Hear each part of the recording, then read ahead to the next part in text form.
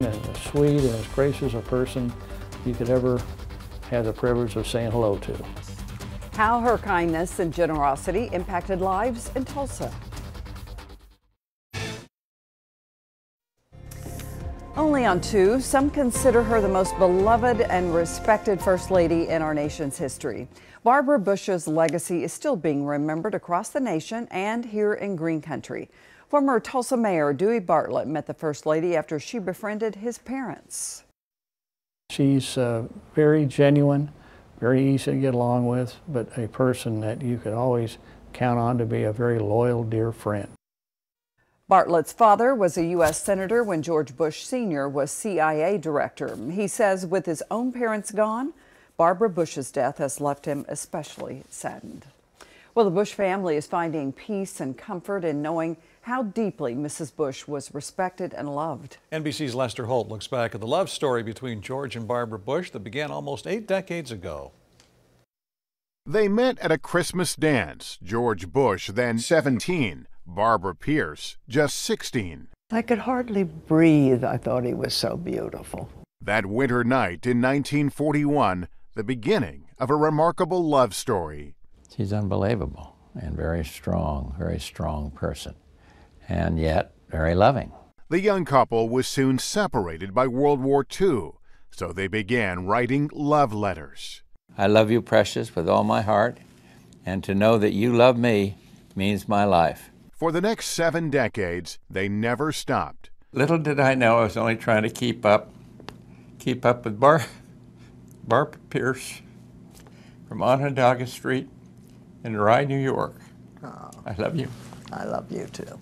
Together, they raised a family, navigated the campaign trail, and the White House. I have climbed the highest mountain in the world, but even that cannot hold a candle to being Barbara's husband.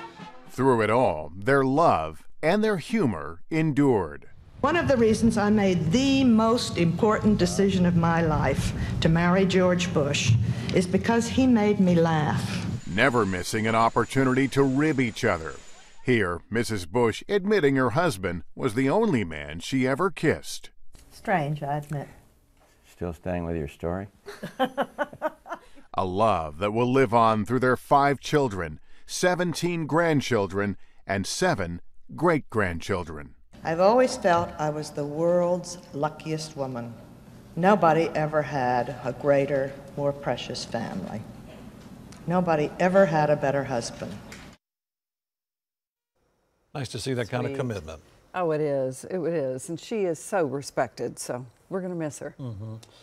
Kirsten, you've got a forecast that's going to be kind of nice today, a little bit cooler this morning.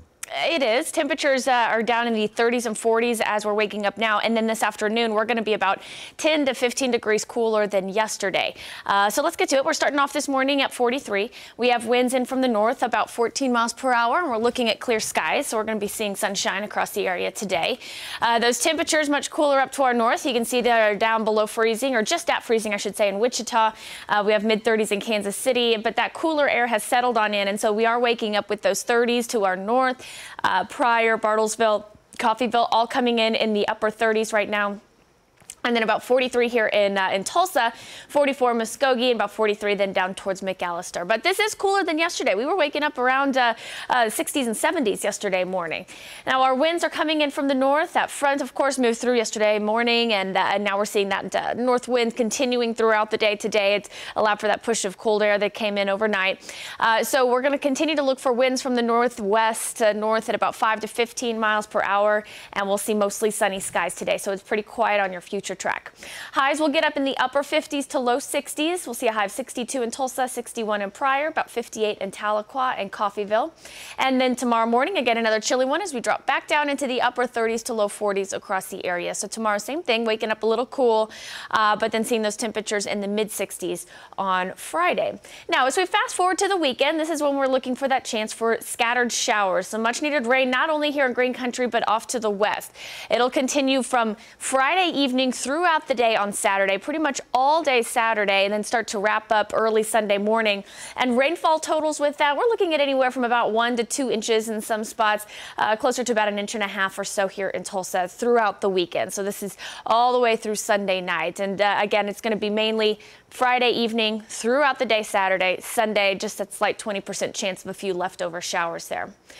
For today, though, back on today, again, it's going to be dry. It's going to be cool, sunny. Temperatures will top off in the low 60s this afternoon. As we look forward on our 7-day forecast here, we're going to see temperatures in the upper 60s tomorrow, and then upper 50s to low 60s again Saturday and Sunday, rather. So the best chance for rain throughout the day Saturday, Sunday starting to dry up, but holding on to the cloud coverage.